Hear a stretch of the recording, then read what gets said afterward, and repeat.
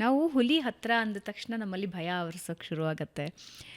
Usually ಬರೀ ಹಸ್ದಾಗ್ಲೇನಾ ಹುಲಿಗಳು attack ಮಾಡೋದು, ಅಥವಾ ಹಿಂಗಿದ್ ಮನುಷ್ಯರು ಎದುರಾದಾಗ ಹೆಂಗ್ ಬಿಹೇವ್ ಮಾಡತ್ವೆ ಅಷ್ಟು ಮೇಡಮ್, ಹುಲಿಗಳ ಹತ್ರಕ್ಕೆ? ಮೆನು ಕಾರ್ಡಲ್ಲಿ ಮನುಷ್ಯರೇ ಇಲ್ವೇ ಇಲ್ಲ.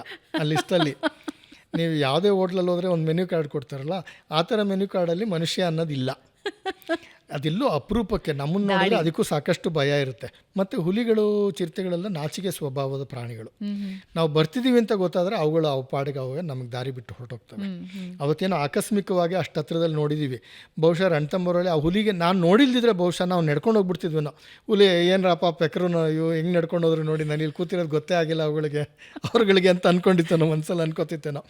ಅದೇನೋ ನಮ್ಗೊಂದು ಸ್ವಲ್ಪ ವನ್ಯಜೀವಿಗಳ ಬಗ್ಗೆ ಗೊತ್ತಿರೋದ್ರಿಂದ, ಮತ್ತು ಈ ಸಿಕ್ಸ್ ಸೆನ್ಸ್ ಅಂತ ಕೆಲವು ಸಲ ಇರ್ತದಲ್ಲ, ಅದರಿಂದ ನೋಡಿದ್ವಿ ಅವತ್ತಷ್ಟೇ ಹುಲಿನ. ಇಲ್ಲ ಅಂತ ಹೇಳಿದ್ರೆ ಹುಲಿಗಳು ಮನುಷ್ಯನ ಮೈ ಮೇಲೆ ಬೀಳೋದಿಲ್ಲ. ಎಲ್ಲೋ ಅಪರೂಪಕ್ಕೆ ಗಾಯ ಆಗಿದ್ದಾಗ, ಅವು ಕಾಡಂಚಿನಲ್ಲಿದ್ದಾಗ, ನಾನು ಮುಂಚೆ ಹೇಳಿದ್ನಲ್ಲ ಬಹಿರ್ದೇಶಗೆಲ್ಲೋ ಕೂತಾಗ ತಪ್ಪು ಅನಿಸಿಕೆಯಿಂದ ಅದೊಂದು ಅಪಘಾತ ಆಗ್ತದೆ. ಹುಲಿಗಳು ಮಾನವನ್ನೇ ಹಿಡಿಯಲಿಕ್ಕೆ ಹೋಗೋದಿದೆಯಲ್ಲ, ಅದು ಬಹಳ ಅಪರೂಪ. ಅಂದ್ರೆ ಭಯಕ್ಕೆ ಅಟ್ಯಾಕ್ ಮಾಡತ್ವೆ ವಾಪಸ್. ಹೌದು. ಅಥವಾ ಅದು ಕಾಡಿನಲ್ಲಿ ತಾಯಿ ಮತ್ತು ಮರಿ ಹುಲಿಗಳು ಒಟ್ಟಿಗೆ ಇದ್ದಾಗ ಯಾರೋ ಒಬ್ಬರು ಅದ್ರ ಹತ್ರ ಹೋಗ್ಬಿಟ್ರೆ ಅದು ಗಾಬರಿಯಾಗಿ ತನ್ನ ಮರಿಗಳನ್ನ ಸಂರಕ್ಷಣೆ ಮಾಡ್ಕೊಳ್ಳಿಕ್ಕೆ ಅಟ್ಯಾಕ್ ಮಾಡ್ಬೋದೇ ಹೊರತು ಅವುಗಳ ಮೆನ್ಯೂ ಕಾರ್ಡ್ನಲ್ಲಿ ಖಂಡಿತ ಮನುಷ್ಯರು ಅನ್ನೋದು ಬರ್ದಿಲ್ಲ.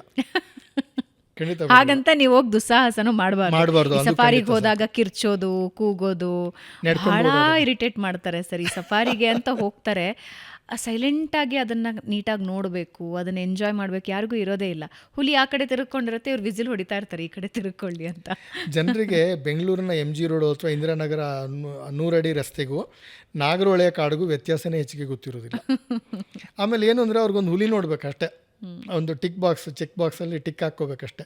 ಅವ್ರಿಗೆ ಅಲ್ಲಿರೋವಂಥ ಪಕ್ಷಿಗಳು, ಕ್ರಿಮಿಕೀಟಗಳು, ಮರಗಳಿಗೆ ಕ್ರಿಮಿಕೀಟಗಳಿಗಿರೋ ಸಂಬಂಧ, ಮರಗಳಿಗೆ ಕರಡಿಗಿರೋ ಸಂಬಂಧ, ಇದ್ರ ಬಗ್ಗೆ ಆಸಕ್ತಿನೇ ಇರೋದಿಲ್ಲ. ಆ ಅರಿವು ಮೂಡಿಸ್ಬೇಕು ನಾವು.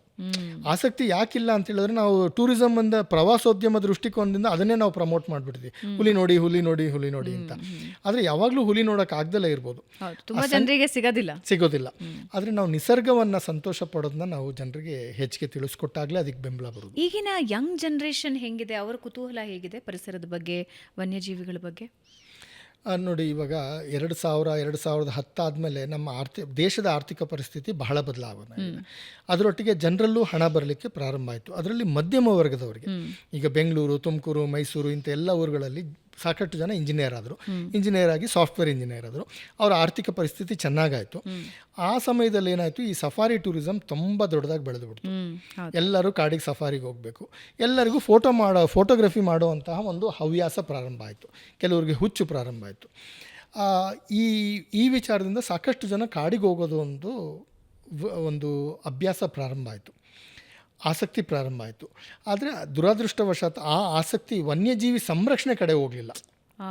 ಫೋಟೋಗ್ರಫಿ ಮಾಡೋ ಕಡೆಗೆ, ಅದನ್ನು ಸಾಮಾಜಿಕ ಮಾಧ್ಯಮಗಳಲ್ಲಿ ಸೋಷಿಯಲ್ ಮೀಡಿಯಾದಲ್ಲಿ ಹಾಕಿ ನಾವು ಲೈಕ್ ತಗೊಳ್ಳೋದ್ರ ಬಗ್ಗೆ ಹೋಯ್ತೇ ಹೊರತು ವನ್ಯಜೀವಿ ಸಂರಕ್ಷಣೆ ಕಡೆಗೆ ಹೋಗಲಿಲ್ಲ. ಕಡಿಮೆ ಇದೆಯಾ ಅಂಥ ಸಂಖ್ಯೆ? ಇವತ್ತೂ ಬಹಳ ಕಡಿಮೆ ಇದೆ.